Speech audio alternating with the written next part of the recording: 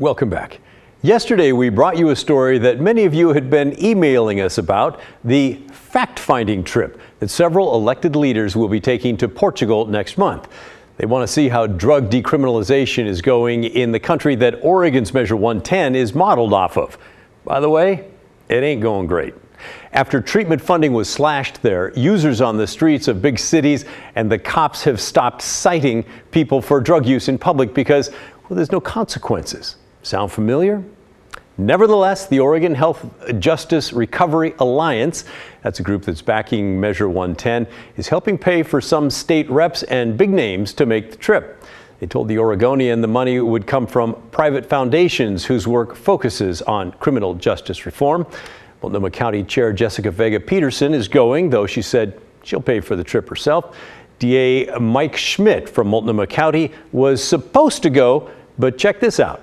After our story aired last night, his office was nice enough to get in touch with me this morning and say, on second thought, he's not going. He's got a really busy work schedule. Okay. He's sending a staffer instead who he said will brief him on the trip. They're going to let the Oregon Health Justice Recovery Alliance, though, pay for the staffer's trip.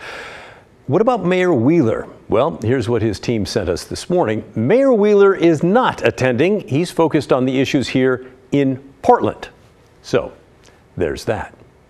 We asked for your thoughts as well on this little trip overseas, and boy, oh boy, did you have a lot to say. I don't know what they think they're going to find. This idea that they're going to go to Portugal and learn something that they're going to be able to come back and tell us it's going to make us all love Measure 110. It's like having a bad marriage and telling your spouse, honey, I'm going to go to Portugal, date around a little bit, and when I come back, I'll be able to tell you why it's all your fault. Ultimately, if they stayed here, and frankly, to your point, just watch the story, they would know that it has to do with treatment. It has to do with the fact that people here can't get treatment.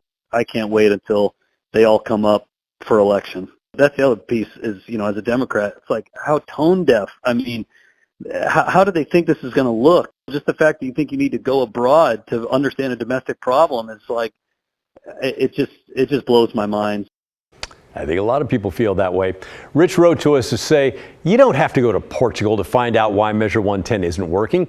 You just have to go to 4th and Washington in downtown Portland. And while many of you agreed with my opinion that this trip is ridiculous, because it is, a few of you think there is good that can come from it. Brooke wrote to us to say, in a considered opinion, there's no shame in admitting that there's not enough recovery support yet. As long as we can offer support and positive reinforcement and practice patience towards this situation, we can evolve from this dead end and make it our catapult toward resilience without shaming addicts that are clearly in need of help.